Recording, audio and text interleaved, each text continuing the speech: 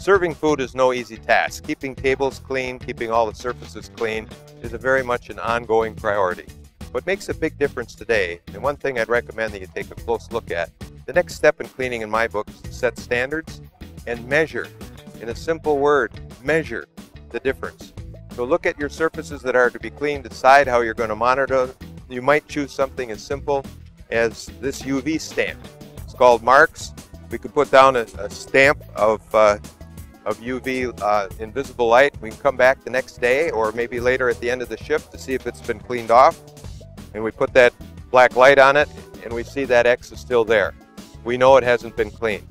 Now we encourage you to use this not as a gotcha moment, but as a training device. You can have 12 surfaces that you might choose that are really important. The table, the different things around the restaurant or in a school or wherever you're at. Choose them and then let everybody know that you're measuring, because once they find out the surface is important enough for you to be concerned about, we find the cleaners respond and they are very happy to oblige. And especially when you start scoring them and say, well, you got 80%, I think we need to do a little more training, or congratulations, 100%, you keep doing that, terrific, thank you very much. So this is something where it's a very simple way of doing it and a nice way to get started. Another technology, if you want to know just how clean the table is, not just whether it's been cleaned or not, you actually want to know what the clean level is. And that's something now that's possible with ATP. ATP stands for Adenosine Triphosphate. It's actually the chemistry of the firefly. So what you can do with that is take a swab, where it used to be that you had to go take a swab and send it back to the lab, wait 3 days, which is still the gold standard of what you want to do once in a while, but it loses all its value as a training.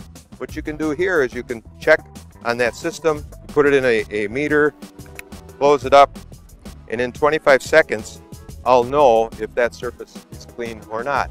Now I happen to know this table isn't perfectly clean. It has some organic matter on it. It doesn't show, it doesn't feel, you can't see it, you can't feel it. But let's see what the meter says to see if it's soiled or not. And that number is, wow, 11,825. Now that's a level of soil, relative light units, but that's a level of soil that's going to easily transfer to the hands, march around your facility until it hits somebody, makes somebody sick if it happens to be a pathogen. So now what we want to do is find something really easy to use. And the more frequently, certain surfaces, high-touch surfaces, they're touched so often, you better clean them often. Don't wait for housekeeping. Don't wait for the janitor. Don't wait till the end of the shift. And if you have a product that doesn't require gloves, something simple like this spick and span we like, we'll take a single-use paper towel and we'll hit that surface and just see what we can take that down to. So we had 11,000, and now with just the simple use of that towel, we're hoping we can get this under 500 very quickly. In some cases, if we're working in a hospital, we might want to get it down further to something more, even under 100.